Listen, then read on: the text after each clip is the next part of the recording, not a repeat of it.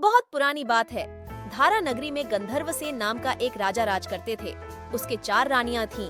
उनके 6 लड़के थे जो सब के सब बड़े ही चतुर और बलवान थे। संयोग से एक दिन राजा की मृत्यु हो गई और उनकी जगह उनका बड़ा बेटा शंख गद्दी पर बैठा। उसने कुछ दिन राज किया, लेकिन छोटे भाई विक्रम ने उसे मार डाला और स्वयं राजा बन बैठा। एक दिन उसके मन में आया कि उसे घूमकर सैर करनी चाहिए और जिन देशों के नाम उसने सुने हैं उन्हें देखना चाहिए। सो वह गद्दी अपने छोटे भाई भर्तृहरि को सौंपकर योगी बनकर राज्य से निकल पड़ा। उस नगर में एक ब्राह्मण तपस्या करता था। एक दिन देवता ने प्रसन्न होकर उसे एक फल दिया और कहा कि इसे जो भी खाएगा वह अमर हो जाएगा। ब्राह्मण ने वह फल लाकर अपनी पत्नी को दिया और देवता की बात भी बता दी। ब्राह्मणी बोली, हम अमर होकर क्या करेंगे, हमेशा भीख मांगते रहेंगे, इससे तो मरना ही अच्छा है। तुम इस फल को ले जाकर राजा को दे आओ और बदले में कुछ धन ले आओ। यह सुनकर ब्राह्मण फल लेकर राजा भर्तृहरि के पास गया और सारा हाल कह सुनाया। भर्तृहरि ने फल ले लिया और ब्राह्मण को 1 लाख रुपए देकर विदा कर दिया। भर्तृहरि अपनी एक रानी को बहुत चाहता था। उसने महल में जाकर वह फल उसी को दे दिया। रानी की मित्रता शहर कोतवाल से थी। उसने वह फल कोतवाल को दे दिया। कोतवाल एक वेश्या के पास जाया करता था। वह उस फल को उस वेश्या को दे आया। वेश्या ने सोचा कि यह फल तो राजा को खाना चाहिए। वह उसे लेकर राजा भर्तृहरि के पास गई और उसे दे दिया। भर्तृहरि ने उसे बहुत सा धन दिया, लेकिन जब उसने फल को अच्छी तरह से देखा तो पहचान लिया। उसे बड़ी चोट लगी, पर उसने किसी से कुछ कहा नहीं। उसने महल में जाकर रानी से पूछा कि तुमने उस फल का क्या किया। रानी ने कहा, मैंने उसे खा लिया। राजा ने वह फल निकालकर दिखा दिया। रानी घबरा गई और उसने सारी बात सच सच कह दी। भर्तृहरि ने पता लगाया तो उसे पूरी बात ठीक ठीक मालूम हो गई।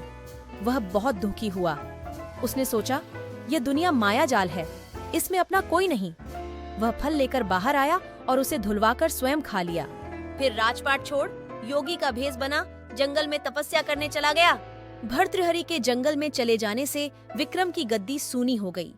जब राजा इंद्र को यह समाचार मिला तो उन्होंने एक देव को धारा नगरी की रखवाली के लिए भेज दिया। वह रात दिन वहीं रहने लगा। भर्तृहरि के राजपाट छोड़कर वन में चले जाने की बात विक्रम को मालूम हुई तो वह लौटकर अपने देश में आया। आधी रात का समय था। जब वह नगर में घुसने लगा तो देव ने उसे रोका। राजा ने कहा, मैं विक्रम हूँ, ये मेरा राज्य है, तुम रोकने वाले कौन होते हो? देव बोला, मुझे राजा इंद्र ने इस नगर की चौकसी के लिए भेजा है। तुम सच्चे राजा विक्रम हो तो आओ, पहले मुझसे लड़ो। दोनों में लड़ाई हुई। राजा ने जरा सी देर में देव को पछाड़ दिया। तब देव बोला, हे राजन, तुमने मुझे हरा दिया, मैं तुम्हें जीवन दान देता हूँ। इसके बाद देव ने कहा, राजन, एक नगर और एक नक्षत्र में तुम 3 आदमी पैदा हुए थे। तुमने राजा के घर में जन्म लिया, दूसरे ने तेली के और तीसरे ने कुम्हार के। तुम यहाँ का राज करते हो, तेली पाताल का राज करता था। कुम्हार ने योग साधकर तेली को मारकर शमशान में पिशाच बना सिरस के पेड़ से लटका दिया है। अब वह तुम्हें मारने की फिराक में है, उससे सावधान रहना। इतना कहकर देव चला गया और राजा महल में आ गया। राजा को वापस आया देख सबको बड़ी खुशी हुई।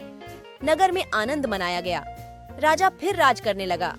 एक दिन की बात है कि शांतिशील नाम का एक योगी राजा के पास दरबार में आया और उसे एक फल देकर चला गया। राजा को आशंका हुई कि देव ने जिस आदमी को बताया था कहीं यह वही तो नहीं है। यह सोच उसने फल नहीं खाया, भंडारी को दे दिया। योगी आता और राजा को एक फल दे जाता। संयोग से एक दिन राजा अपना अस्तबल देखने गया था। योगी वहीं पहुंच और फल राजा के हाथ में दे दिया। राजा ने उसे उछाला तो वह हाथ से छूटकर धरती पर गिर पड़ा। उसी समय एक बंदर ने झपटकर उसे उठा लिया और तोड़ डाला। उसमें से एक लाल निकला, जिसकी चमक से सबकी आंखें चौंधिया गईं। राजा को बड़ा अचरज हुआ। उसने योगी से पूछा, आप ये लाल मुझे रोज क्यों दे जाते हैं? योगी ने जवाब दिया, महाराज, राजा, गुरु, ज्योतिषी, वैद्य और बेटी, इनके घर कभी खाली हाथ नहीं जाना चाहिए। राजा ने भंडारी को बुलाकर पीछे के सब फल मंगवाए। तुड़वाने पर सब में से एक एक लाल निकला। इतने लाल देखकर राजा को बड़ा हर्ष हुआ। उसने जौहरी को बुलवाकर उनका मूल्य पूछा। जौहरी बोला, महाराज, ये लाल इतने कीमती हैं कि इनका मोल करोड़ों रुपयों में भी नहीं आंका जा सकता। एक एक लाल एक एक राज्य के बराबर है। यह सुनकर राजा योगी का हाथ पकड़कर गद्दी पर ले गया। बोला, योगी राज, आप सुनी हुई बुरी बातें दूसरों के सामने नहीं कही जाती। राजा उसे अकेले में ले गया। वहाँ जाकर योगी ने कहा, महाराज, बात यह है कि गोदावरी नदी के किनारे मसान में मैं एक मंत्र सिद्ध कर रहा हूँ। उसके सिद्ध हो जाने पर मेरा मनोरथ पूरा हो जाएगा। तुम एक रात मेरे पास रहोगे तो मंत्र सिद्ध हो जाएगा। एक दिन रात को हथियार बांधकर तुम अकेले मेरे पास आ जाना। राजा ने कहा, अच्छी बात है। इसके उपरांत योगी दिन और समय बताकर अपने मठ में चला गया। वह दिन आने पर राजा अकेला वहाँ पहुँचा। योगी ने उसे अपने पास बिठा लिया। थोड़ी देर बैठकर राजा ने पूछा, महाराज, मेरे लिए क्या आज्ञा है?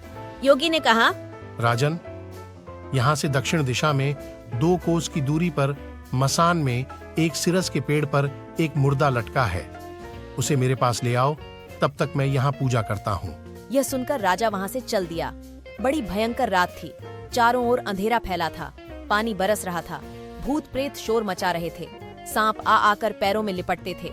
लेकिन राजा हिम्मत से आगे बढ़ता गया। जब वह मसान में पहुंचा तो देखता क्या है कि शेर दहाड़ रहे हैं, हाथी चिंघाड़ रहे हैं, भूत प्रेत आदमियों को मार रहे हैं। राजा बेधड़क चलता गया और सिरस के पेड़ के पास पहुंच गया। पेड़ जड़ से फुनगी तक आग से दहक रहा था।